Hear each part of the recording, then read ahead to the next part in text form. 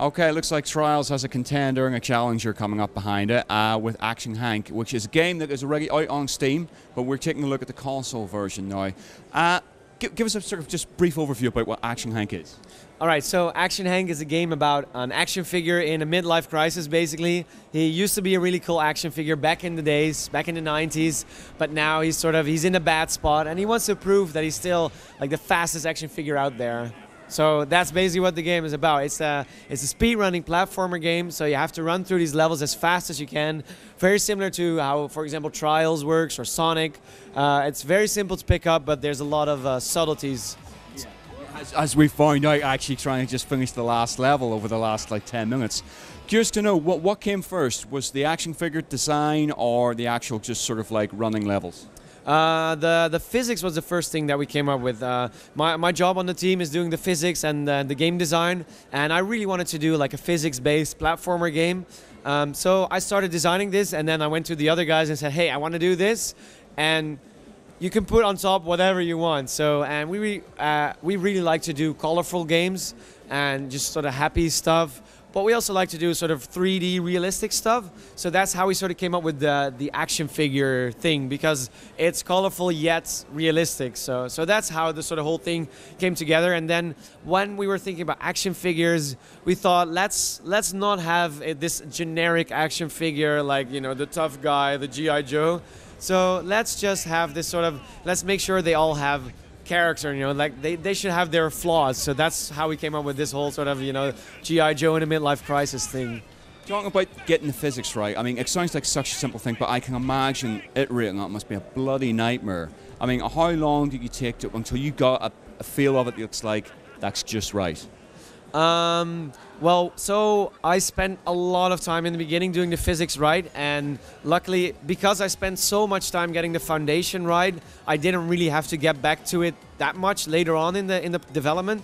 But it took me about 2 full months of just like tweaking and trying stuff, and like I had to sort of just start over several times. It's just like it becomes a mess. It's like, this is not working. I'm gonna try a different approach, and it's hard because on one end it has to feel intuitive, which, you know, that's the whole point of physics-based, right? It's very intuitive to pick up because it's sort of based on sort of real-world rules, so it's easy to get into it.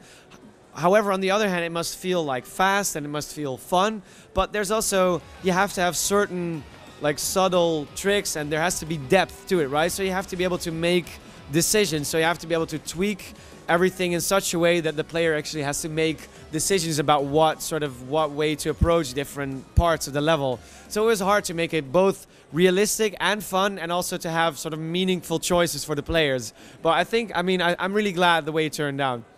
Well, do you introduce that via a tutorial or hints to sort of let the player know, okay, here's, as we saw in that first level there, it's like, here's the slide, here's the jump. After that, you're on your own. But with that sort of, like you said, the subtleness to it, is that something you let the player find out themselves? Yeah, we think it's really important that the people find it out themselves. I guess that's part of the nostalgic vibe of the game as well, because back in the days, the games didn't tell you anything, right? It's just like, just go, have fun, and figure it out for yourself. And yeah, we do tell the player in the beginning, like, okay, so this is jump, this is slide, and that's all you get. And then from that moment on, it's up to the player to find out how it works. And luckily, there's these ghosts you race against, and they show you a couple of subtle tricks. So if you look closely, you can find out about these things, but you have to look for yourself. And that way, it's way more satisfying, because if you find out this new trick, and suddenly you get this jump way better, and you get a way better score, then you feel like it's your, you know, like you came up with how it works, and you figured out how it works, and it's way more rewarding. Well, let's talk about that, the different divisions, about the bronze, silver, gold, and rainbow, because it's all you. The ghost is you. Yeah, basically, most of it is me, like recording the ghosts. So I just play the level, and then I just save the recording, and then it's basically a medal you can race against. So for the bronze, it has to be, you know, like I have to make mistakes consistently, whereas, you know, gold, I have to do it like pretty good, and then for Rainbow I have to do like a near perfect run, which only a small like 3% of the players are able to beat. So it's both ways is very hard, because doing a consistently bad run is also hard, because if you're playing the game for a year already and then you have to pretend like you're a very bad player, it's really hard. So it's definitely fun. It's a fun thing to have to do. And then the Rainbow medal, it has to be very good, so I have to spend like 10-15 minutes per level just trying to get as good as I can, and that becomes sort of the Rainbow medal. You've got obviously you can play friends, their scores, and there's also world champion as well. Where are you on that list? Unfortunately, I'm no longer in like the sort of top 10 area. I think I can get top like 50, like top 25 maybe. I can usually get into the top 1% of players, but I'm no longer one of the best players, because there have been people who have been so insanely good at the game, and it's just like I just get wrecked all the time, and it's so depressing. If I play the world champion, it's just there's no way I can beat them, which is like really flattering in a way as well. If you make the physics and then people become so good at it that you're like, wait, but I made this, so I should be the best, but I'm no longer, like, you just get completely owned by everyone. So it's a really cool thing to see. Let's talk a sort of the visual, saying about that toy sort of style. Yeah. We did notice, like in the first level there was a Thunderbird 2 sort of floating in the distance, and you sort of demoed the clothing that might represent certain iconic characters like Sonic and Mario. Yeah. But come to console, you're having to maybe tweak a little bit because things aren't going to quite pass muster. Yeah, of course, the rules are a bit more strict on console, but in the end, it's always like we just want to put like lots of fun references here and there. In the end, it's never like we copy stuff. It's always a reference to it, and we think it's just way more fun if you play the game and you see all these references in the background. Also, you know, other games like people we know, friends of ours, or people we work closely together with, they're just basically all over the game. So if you look around closely, you can find loads of stuff.